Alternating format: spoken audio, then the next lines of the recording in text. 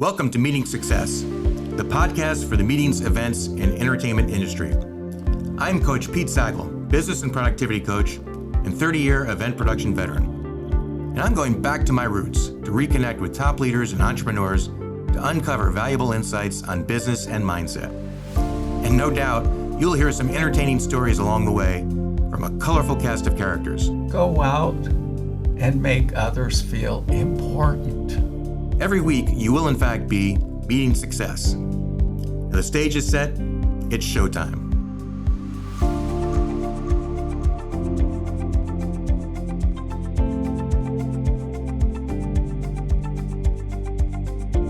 You know, when I think of the words founder, innovator, transformer, I think of my next guest here, Tony Lorenz, and from coming to us live from Chicago.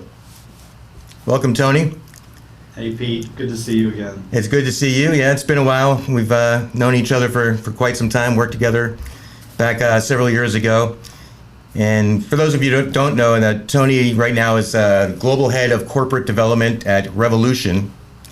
And actually what I didn't realize is that I understand that you were also a founding investing partner of Revolution back in, was it 2001? Is that correct? Yep, all about one. Yeah, and you know, just going through your background and LinkedIn profile, your quote unquote resume, I mean, it's just filled with roles that founder, CEO, you know, all different kinds of things. I mean, you've started and grown several businesses. So I think the listener is really going to get a lot out of this conversation today.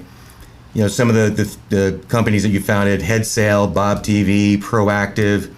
You were the CEO at PRA and took that from a destination management company to, you know, a full experiential events company. So really some incredible things. Your work at Freeman and then something about Harvard Business School or something, I don't know, something like that. But you know, and we'll get into talking about all those in detail. But just kind of wanted to, you know, let you introduce yourself to everybody and kind of, you know, outline your journey.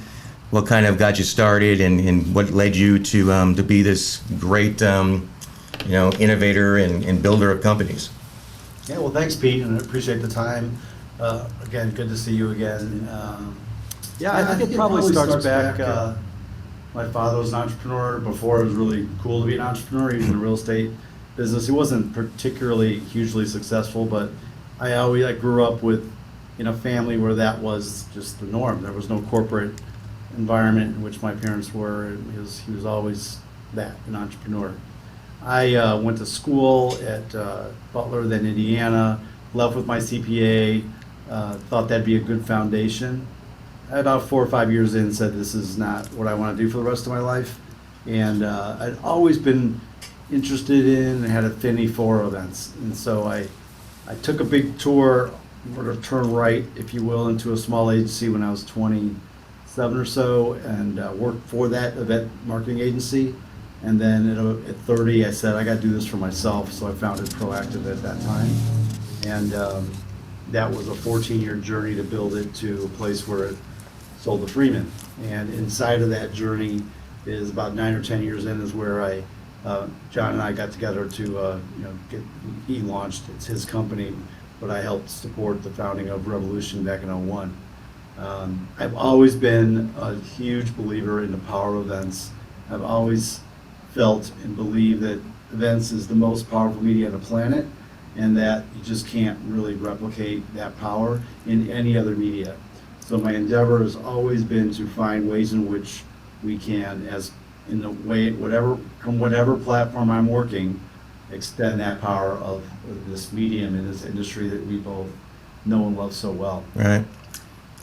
Yeah, and your roles have always been, like I say, at the top. I mean, it's very unique. I mean, you're founded so many companies. I mean, what kind of you think pulled you in that direction? I mean, you mentioned your background and growing up around kind of the entrepreneurship, but really to do that, to take that on, and to be successful at that. I mean, people start companies and don't do so well, whatever. But I mean, you've done some incredible things. I mean, what kinds of qualities and background do you think kind of led you that way? Well, you just got to have, it's almost a optimism to a fault because there's so many days when you're looking up at the ceiling when you own a company and you just don't know how you make payroll or what have you in those earlier days.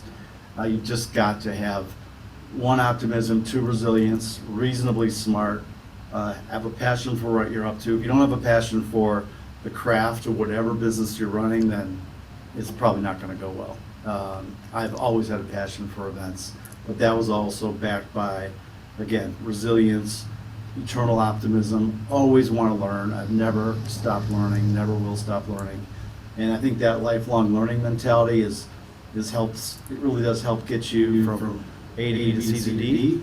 I've never been in a position in my life where I was not, a big component of it professionally was not learning in some way, shape, or form. Yeah, it's kind of like a sense of curiousness really kind of lends itself to innovate, right? And to be creative. I mean, you kind of have to have that.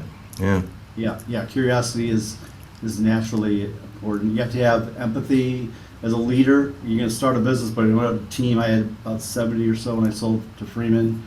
We have about 200 here at Revolution.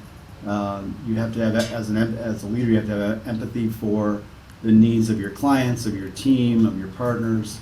And without that, again, it's not going to go real well. So I would drop in that, a sense of humility, all the things that we all know what good leaders look like and feel like.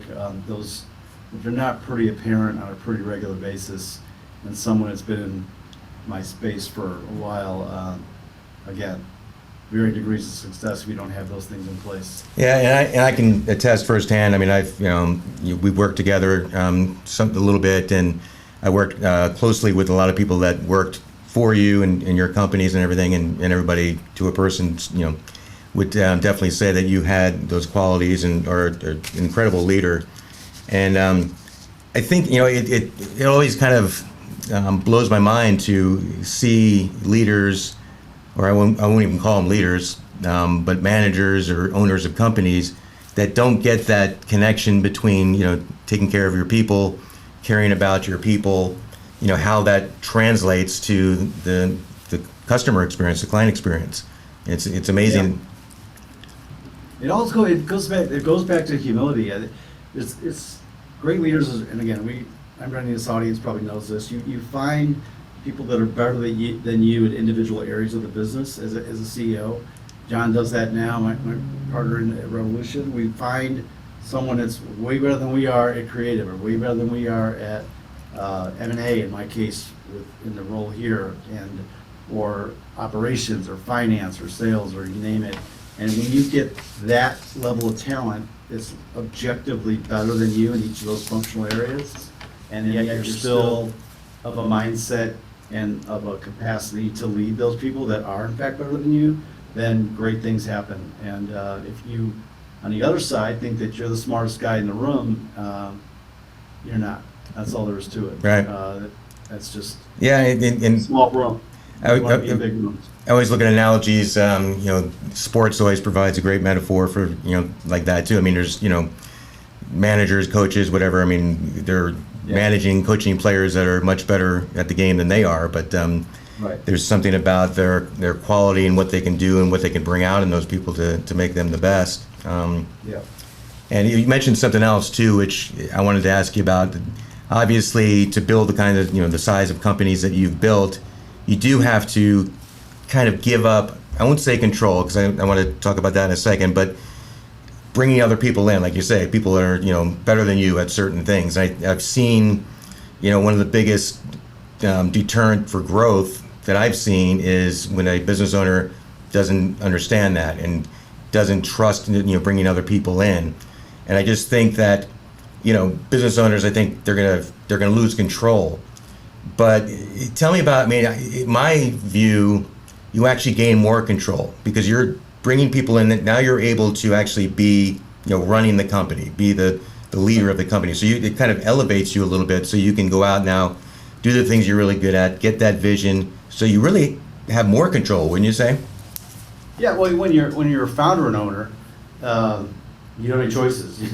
You do have the control, and you let go of day-to-day control as you responsibly can, and then that gives you the ability to move north and the thinking and chasing new markets, new channels, et cetera, versus babysit the day-to-day of a given business. It takes years to get there, but you get there and then you successfully find those new channels, those new markets, et cetera, and all of a sudden you got a business like Revolution going from 0 to 200 people over a couple decades, and it's a beautiful thing. But you can't get that done without being smart about and making some mistakes. We've all hired the wrong people in leadership. I'm in there, but you react as quickly as you can, course correct, and get the right people in, then good things happen. And you have to be responsible as well with the balance sheet, so you don't have an inability to make those course corrections when they need to be made. Right. It's a big part of it as well. Right. I want to talk about kind of two components of growth of a company. Basically we look at a company, it could grow one of two ways, general terms, organically or, through acquisition. You've done both. Unique challenges in each case. So talk through a little bit about how you grow organically, how you scale a company, what kinds of things, you have to look out for, think about, and kind of what that process looks like. Start So with organic growth is, again, a function of that function. It's the functional leadership you bring in sales, in ops, creative, et cetera, in this particular business or in the ones I've had before.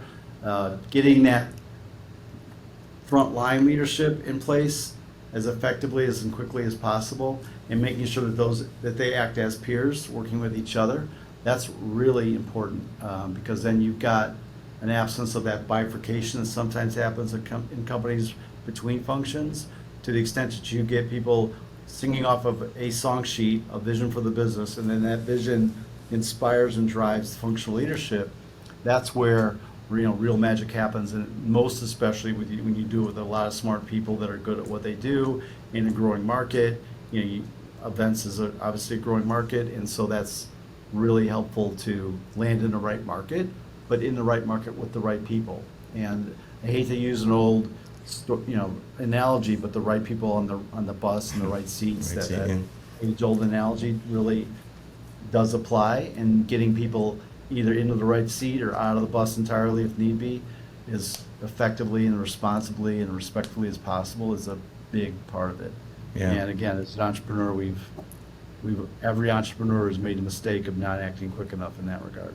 Yeah, and it's really, as a business owner, as a leader, it's really, like you say, you got to take that responsibility of, if somebody's in the wrong seat, then it could be negatively affecting everybody else. So well, at some point it reflects on the CEO. If you've got someone running, say, HR, and he or she is not the right person for the business, culturally or otherwise, or just as an executive, then that does eventually make its way up to impact a CEO's reputation. Right. And Right. I've had that in various parts and pieces of my career where you either are benefited by the extraordinary work of someone on your team, or the opposite, and trying to make it more the former, less of the latter as much as possible. yeah, there's definitely a lot of eyes upon you in that role. So then, okay, with organic, and then the other, in general terms again, is acquisition. And I know you've done that quite a bit too. So what are the unique challenges there? Yeah, I've done about 30 acquisitions 30? In my career. 30, yeah. Wow. One way, on either side, either as a buyer or as a seller. Right. Depending, and most of them is buyer. And it's tricky. I mean, there's a lot of different things. At Revolution, what we do is, it's a very people-focused business agency, so we look at cultural fit, financial performance. Does it look like the business can fit with us culturally? If that doesn't look good, then we pass. If it can't make money without us, we pass, and then we take very defined criteria. Are we gonna get deeper in a client vertical or a sport vertical or a geography, or are we gonna enhance the capability in a given area of our business by virtue of that acquisition? And then if those boxes start checking, then that's the beginning. Then it takes two, get to terms that are agreeable to both sides, and then the acquisition is just day one. Then the integration is actually more important, to make sure that there's a purposeful, in the case of tuck-ins, which is what I'm referring to in this case, when you tuck in a business to a given brand and evaporate that bought brand, bring it into the acquiring brand, then you've got work to do to make sure that everybody's on that same song sheet. We've got a note here about One Revolution. We've done 5 acquisitions, 2 in the last 2 years, a few more coming this year. And if it doesn't feel like One Revolution, you don't feel pretty soon out of the gate on the other side of a transaction as though you're working for one company, then it gets a little wonky. Yeah. And it gets hard and inefficient. Yeah, that's amazing. I mean, the fact that you said the first thing that you look at is the cultural fit, I think that's genius, because I mean, that's the biggest problem I've seen with companies trying to merge or purchase or whatever the case may be, coming together, is that they find out, and usually it's a little too late, that there's really not a cultural fit, and that's something that's just so hard to fix. And you don't necessarily, I mean, you don't want to like change the culture that you've built in the acquiring company. No. So yeah, it becomes a real problem.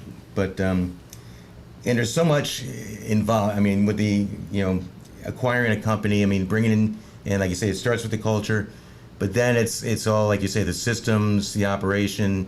That's another challenge I've seen with companies, is that all the decisions, everything's kind of made at the top, and then everybody gets the memo. It's like, oh, by the way, now we own this company, start working together. And there's no like no. That's not the right way to do it. We have here and in my prior acquisitions that I've done at PRA and other places, there's a plan the day that close, and then we activate against that plan. And yes, it iterates here or there a little bit, but there's a purposeful way by which we bring a business like just acquired in, and we know what we're going to do across a roadmap of 6 months or likely more, to make sure that strong start is in place. First step is just don't mess anything up. We want to keep our clients, Do no harm. keep their employees, and then we find a place where we're eventually growing those clients and those employees. Because employees of an acquired firm, this happened in Proactive. I was, again, 70 or so people, rolled into Freeman, 4,000 or 5,000 people at the time. They had immense career opportunity. I would never have been able to give them a Proactive. Right. They got at the benefit of being a part of this larger business, Freeman. And that's inspiring, because if you don't do that, at some point, those star employees in that standalone business, they're going to look elsewhere, because the good ones want to grow their career. Yeah. And you can only go so far in a smaller business, but you drop into a bigger business. Like people are buying businesses now, they're dropping into Revolution, and they're finding amazing career opportunities in both experiences and roles and responsibilities they never would have had as an executive in the acquired company. And that's a great point, and it's something I think that all business owners need to kind of keep in mind, is that maybe not to the degree that you're doing it, but to constantly be growing and trying new things, maybe in different markets or whatever, but because you do want to keep those really good people that they want to be stretched, they want to try new things. So it's another testament to the power of growth and the importance of continually growing. I read a quote that you said, I thrive on a healthy dose of intelligent risk. Did you in fact say that? Ask my wife, she'll tell you that's exactly the case. I've been married 25 years, and she's seen my intelligent risk every day. I think risk sharpens the pencil. I just think it focuses the mind, and if you're at a little bit of risk, it's somewhat uncomfortable. I got another, life begins just outside your comfort zone. I've lived that. I will never not live that. I think you live your life professionally, or for that matter personally, and you find just the other side of comfort. That's where you really start learning. And I've done that, repeatedly. My prior Revolution, I dropped into Notified and ran that event technology business. Product development was somewhat new to me. I learned a lot in that particular chapter, which was during COVID, around that part of the ecosystem of events. If you don't feel somewhat uncomfortable on a fairly regular basis, you're probably not growing. And if you're not growing, something sideways or negative is going to happen. Yeah, you're just not pushing hard enough, or taking the chance. We only get one of these lives. Last I checked. Yeah, go Might as for well it. make the very most of it. So Yeah, well, I like the intelligent risk part, because it sounds like there's a obviously you put some research into it, and it's not just taking chances. How do you tell me about how you like deal with that from a leadership standpoint? Because there must be times you're pushing yourself out of your comfort zone. You're feeling maybe a little bit like, can we really do this? You know, I'm a little bit, scared, nervous, whatever the feelings are. But obviously, you don't want to necessarily communicate that to your people. How do you kind of, deal with those kinds of things? Well, there's a certain amount, and I'll reference, John, who runs and owns Revolution now. He as a CEO, and I as a CEO prior, carry a lot of responsibility for a lot of people, and that you can't really outsource that. That's just the way that comes with the territory of owning and running a business. That said, when you find opportunities to lean on people with expertise in those areas I outlined earlier, it gets a little more comfortable. And if you start to lean on people who are not game to take on some of that risk, that intelligent risk, take on some of that growth opportunity that you get out of going somewhere that you've never been before, you probably got the wrong people on your bus. I'm John, myself, anybody that's ever run a business at some point in time had not owned or run a business prior, and yet they jumped in, got it done, and or didn't get it done, and moved on. So you just have to take those, you don't have to, but the people that choose to take those steps and do so intelligently, do so surrounding yourself with people that are, again, a little bit better than you in those individual areas, finding ways by which they could be aligned across those functions into a singular vision for the business that you're owning and or running. If you don't have those things in place, it's going to get kind of tough sooner than later, more likely. And when you're pushing yourself like that too and trying new things, I mean, there must have been times where you go down a road and you kind of do realize, okay, this is not the right road to be going down. How do you know when that's the case, and then how do you kind of backtrack that? I'll tell you a very personal story. Bot TV was a platform online meant to do for B2B events what Netflix did for movies and or broadcast TV did for sport. That was the dream. That's why I left Freeman, respectfully, but that's why I left. It was a giant push. I dropped a lot of money into that business. Had some good partners come in, both financially and strategically, and it was feeling like it was going to make its way up the mountain of this place, but it didn't go quick enough. And about 4 or so years in, I said, you know what? This isn't just going to. It's not up to me. I can't muscle these industry associations to do what I think they should do. Some are, but not enough, quick enough. So I sold that business out to PCMA and then went on to PRA. It was a tough decision for me personally because I knew it was the right thing. It was just, I was about a half a decade earlier. And then when COVID showed up, I must have got 1,000 phone calls from people like, oh, don't you wish you still had Pop TV? I said, yeah, I do. Yeah, but true, it didn't work out that way. Where were you at the time when COVID hit? What were you doing at that point?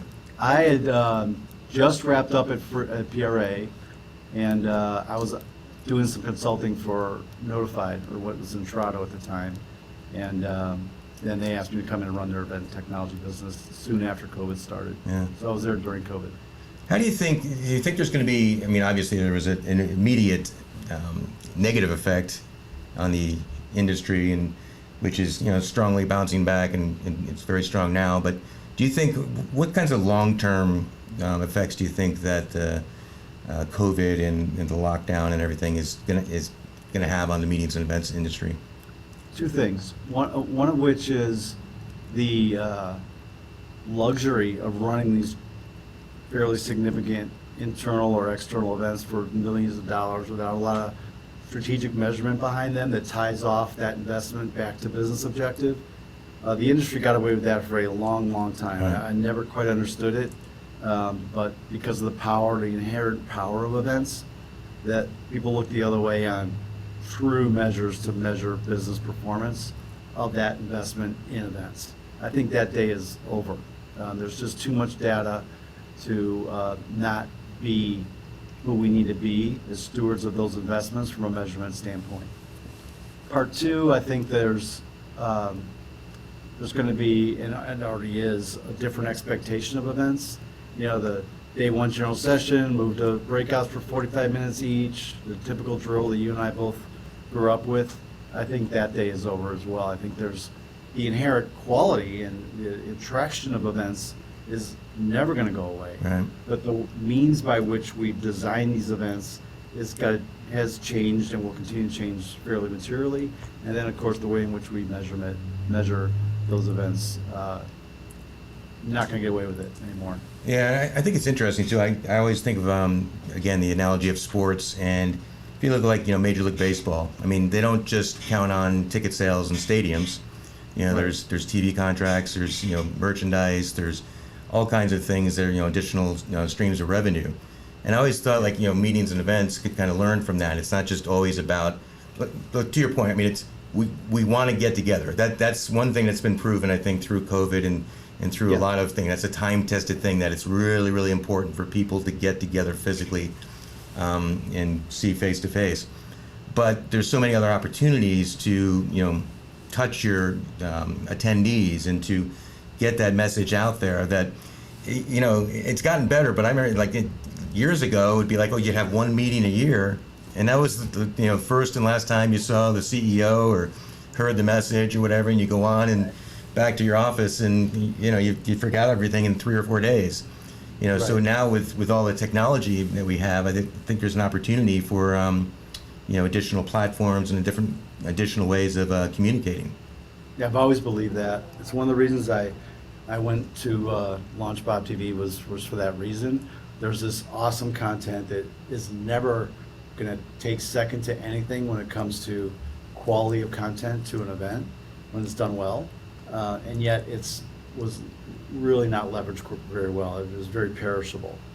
You look at sport, which I not so coincidentally are in right now, and we're running huge programs across Formula One to NFL, all of these various sports categories. We're a market leading business at Revolution, and we're taking that content, which in the case of the events industry are the events you and I know and love. In that case, it's the game, whatever the game may be, and that's being leveraged and being put out to a much wider global audience. We just did the launch of the Cricket World Championships coming into the United States, and there'll be thousands and thousands of people seeing those games. There'll be millions and millions Right. and millions of people on broadcast and other channels participating in the enjoyment of that particular sport, cricket in that case, and I could go to Formula One or all the rest of them, that you'll never get to. It doesn't mean that you shouldn't be able to be there. Experience but, it, yeah. And without that, by the way, that live experience, there is no content. Right. Without a Formula Right. One event in Monaco or wherever, there's nothing really too terribly interesting about Formula Well, One. and we've seen the effect like in the bubble, right? When we were watching sporting events with nobody in the crowd, I mean, it's just not the Yeah. same. It's not the same. The energy's totally the same. different. No, not the same. Yeah. And any of the athletes would tell you that. They got Oh, yeah. through it, but it was nowhere near what it would be or what it was with the energy of an audience. Yeah.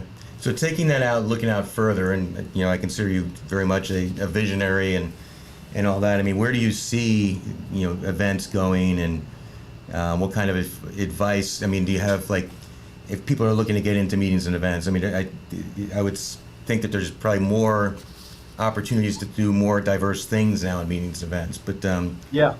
where do you kind of see that going? Well, if you're speaking to B2B events, Yeah. or okay, Yeah, so in B2B, B2B, and I've said this for years as well. There's a lot of cues that not solely, but there's a lot of cues that can come out of B2C experiences, and I'll use sport as an example since that's where I spend my days.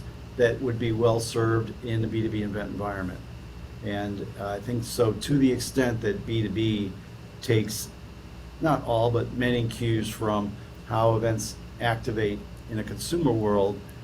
At the end of the day, if you're an insurance agent or you're a VP at a company or you're a salesperson in a pharma business, what have you, you're also a consumer. So your expectations of a B2B event are not unlike they are of you as a consumer. So you want to deliver consumer level experiences in B2B event environments.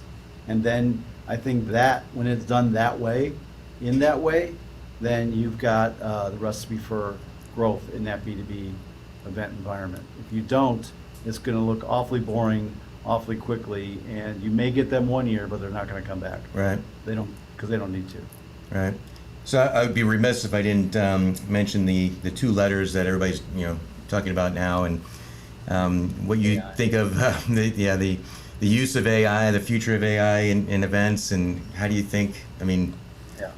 it's kind of a tough Yeah, one. I'm leading the discussion around AI here at Revolution, specifically Gen AI. We have AI-powered tools all throughout Revolution, but when it comes to Gen AI, there's a role. There's no way there's not a role. Many of us use it now in various parts and pieces of the business. It's not yet. Will it be? Who knows? I don't think it'll get to a place where it'll replace Take the over. origination of thinking. It becomes a tool by which you are not having to start with a blank sheet of paper. You start with something that's probably directionally wrong or directionally right, but at least it's a starting point. And then from there you apply, all that we apply as human beings to a given business challenge, and you just get there quicker than Yeah. you would otherwise. Yeah. I think for me anyway, that's how we use AI here now. Yeah. It's a tool. It's not a replacement for anything. Hey everybody, it's Coach Pete. I hope you're enjoying the show today. A lot of people will know that I am a business and productivity coach, and I'd like to do something special for our viewers and listeners of the show, and that is to offer a free 45-minute coaching session with me personally. So if that's something you'd like to take advantage of, go ahead and click on the link below. You can also go to my website. It's sackelpg.com, and go ahead and book your free 45-minute coaching session. I would love to hear your story. I'm looking forward to talking to you and getting to know you. So go ahead and click on the link, and now let's get back to the show. It's like, I would say technology, I was going to say technology in general. I guess AI is at least being touted as something much different and much bigger than potentially even the internet. But I mean, in technology in general, it's like, I've seen companies or meetings try to take the latest technology and kind of force it in to the program, and it doesn't quite work. So I think you still got to back out, and it's really about the message and about connecting with the attendees. I do think it'll be a very, very significant chapter. We are in a big chapter. It's no less than the internet. It's no less than people equate it to steam for steam engine, printing press. I don't know if it's quite there, but it's certainly going to have a never-ending impact on how we live our lives professionally and personally. Yeah. My face right now, that's all AI generated. This is I'm actually sitting on the beach somewhere Yeah, right. trying to Got get it. tan. Got it. What it's funny. It's in knowing you and working together and everything. I mean, you're always very calm. I've never really seen you lose your temper or anything. How do you kind of balance? But you have this incredible drive and ambition. How do you balance that with patience and kind of make that all work? Well, first of all, I have 2 daughters grown now, so there were definitely days when you did not see me in that less than calm environment. Yeah, kids will do that. Yeah. Now I just drink with them and have a lot of fun. Those days are all over now. But no, I think it goes back to when I first had Proactive back when I was 30 or so. I was producing, and as a producer, as you know, Pete, you have to be calm. You cannot exert a lot of exuberance as a producer of sometimes multi-million-dollar projects. Your creative directors maybe can be a little bit. They can, but the producers cannot, Right. and I didn't. And then I think maybe it's just in my demeanor. My family says when there's a crisis of any sort, I tend to find my Zen moment and I just get after it. Maybe it's DNA, maybe it's learned, don't know. But if you're excitable as a leader, then that does not do a lot many times does not do a lot to instill confidence in the team underneath you. There's a certain amount of exuberance and enthusiasm that is productive, and it does come with being a leader, but then in those tougher times especially, it does no good. You've got to maintain a sense of calm and get through it, and action focused initiatives and work that you do to get through whatever situation you're in. not for everybody, but Yeah. But you must feel like inside at times. You must feel like, Oh, you know, inside. like you want to like just, that's why my smash hairline into goes way it. back here. Yeah. it's, So, I mean, is there things that you do like on a daily? Do you have a daily regimen that helps you kind of stay, centered and grounded? Anything like yeah, that? you know what here's what, it's small, beyond the typical, we all, exercise and do what we're supposed to do, keep ourselves healthy. I have a commute, and I go back and forth to our offices here in West Loop, and I'm quiet. I don't, unless I'm on the phone, I use that for, very quiet time to either start or finish my day. I think my music coming out of my stereo in my car is probably 7% of the time I'm in it. Other than that, it's my quiet time. So just kind of meditation, driving through Chicago traffic there, and Yeah, 1 mile an hour. yeah. And you mentioned the lifelong learning, which I love too. I mean, it's just I can't understand when people say, they don't necessarily say it, but it's like I know enough. I don't need to learn anymore. It's just to me, there's so much to learn. I'm never going to learn a fraction of what I want to learn in this lifetime. What can you say about that as far as how it's played a role in your success and what you've done? It's everything. I mean, without that mentality, I'm not sitting with you right now. That's for sure. I'm certainly not dropping into, be it product dev at Intrado and Notified, coming back into sports marketing. I was really never in it. I came back in a couple years ago with John, and I said, John, I'm really not, I'm not a sports marketer. He goes, no, but you know how to run a business, agencies, and you'll be fine. Don't worry about it. Well, now I consider myself to be pretty well versed in it. I'll never be John. I'll never be where other executives are here in terms of my intrinsic understanding and network of the sports world, but I've got enough to make myself dangerous, and I'll never stop learning about the craft in which I reside, wherever that craft may be. I'm a sailor. I got my captain's license during COVID. Been sailing my entire life. I could do anything on any boat, you name it, but I said I gotta get more learning done. It's more formal, structured learning around safety on the water and those sorts of things, navigation. So I did that during COVID. I was on one of your boats before COVID, so you didn't have that certification at that point. So I did not. It was, No, I didn't realize what danger I was in at that. But that was fun. But I think it's a lesson too for just even hiring managers. When they're looking at candidates, sometimes I think we as managers try to look, okay, do they check the boxes on the technical abilities and all that, but really to have that ability to want to learn, to be able to adapt and all that, especially now. I mean, things are moving so fast, with technology, with just everything is just moving so fast. I think that's a quality to look for, don't you think, in new hires? Yeah, and a new hire in the interview, we have, obviously there's a whole drill here around hiring individuals at Revolution. I'm in that for the upper levels. I do those interviews with a team individually. My approach, I don't ask interview questions. I make myself available to the candidate to ask them what they would like to know about Revolution. And it's those questions they ask me and the quality of those questions that tells me how intelligent, curious, knowledgeable they may be, whether they've done their homework or not.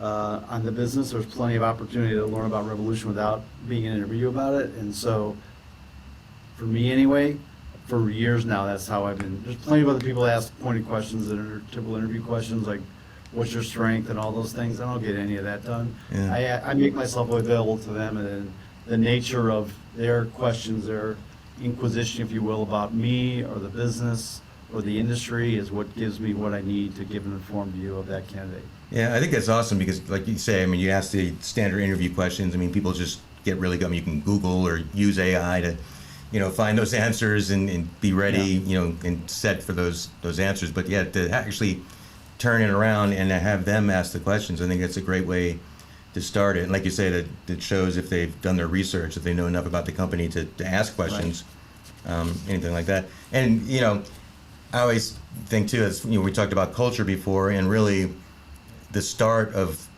culture for bringing somebody in, I mean, is that interview process. So to really be able to do a good job, at the interview process, I think is just goes so far in managing that culture and making sure it stays, where it is, where you want it to go. Yeah, you make the best calls you can at the time you make them, and I also recognize it's a two-way street. The decision they're making to come to, in this case, Revolution, is bigger than our decision to hire them. I mean, they're making a career chapter decision. I'm always sensitive to, and always make that statement that this is a big decision for you. It's not just our decision; it's a two-way street. And so I want to make sure that they are as informed as they need to be to, come to this collective decision.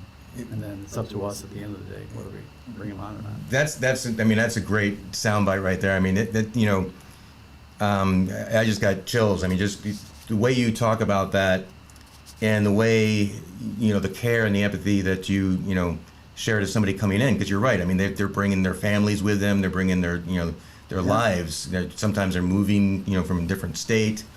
They're changing, taking a big chance. And I think lots of times we sit there as like, oh, we've got the position open, so it's like you got to bow down to us and make sure you are good enough to come into our company. But just the fact that you have that awareness and that consciousness of that they're making that leap as well, and doing that, trusting you to help them with their career. I mean, it could be a big thing for them. So I mean, one of the best CEOs I've ever met in my life was Jeff Weiner, CEO of LinkedIn.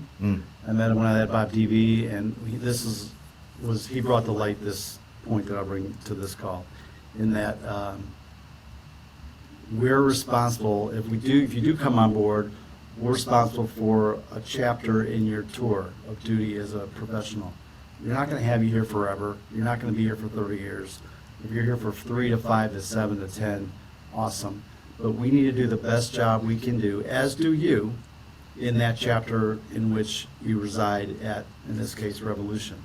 And if we can say to ourselves at the conclusion of that chapter that we did our part to give you a strong chapter, and you can say that we did our part to give Revolution a strong chapter, then good on both of us. Yeah. And when we can't, then something went wrong somewhere. Yeah. Someone just went off to another career a week or so ago. I had that very conversation. I said, how do we do? And she was here 6 years, and she goes, I wouldn't trade these 6 years for anything. And that was, the answer you want to get. Yeah. So. Yeah, that's awesome. I mean, that's the takeaway right there for leadership, for building, strong companies. I mean, that's where the culture starts. That's, such a foundational thing that, you just presented there. So what's do we know what the next chapter is going to be for Tony Lorenz? There's always something. I'm having too much fun at Revolution to really think about it right now. Fair enough. We're under a big run, and it's just I couldn't be happier at this place. We're just so much done, so much to do. It's really, for me personally, gratifying to when John had this white paper and he wanted to do what Revolution was with nothing other than what was between his ears and on that paper, and now to see it be a global leading agency in a category of global sport, doing what we do and the way we do it is just so gratifying to me, and so I'm good. That's awesome. I'd love to see you happy. It's great to see you again. You look like you haven't changed at all since the last time we saw each other. That. And maybe you got some good filters there on your camera, but no, but Tony, definitely thank you so much for coming on. It's always a pleasure to talk to you, and I think listeners and viewers will get a lot out of your insight, and I'd love to have you back on. There's so many other things that kind of popped into my head as we were talking that I wanted to ask you and get into, but we'll definitely, like I say, would love to have you come back on, but thank you so much for your time. Thank you, Pete. Best to you, my friend. Yeah, thanks, Tony. Thank you also to Josh Pies at C47 Digital Studios, home of this podcast. Please also check out Josh's podcast, Bootstrapped Unicorns. Thank you to our producer and engineer, Tony Golden. And of course, thank you to our listeners and viewers, and I hope you enjoyed Meeting Success.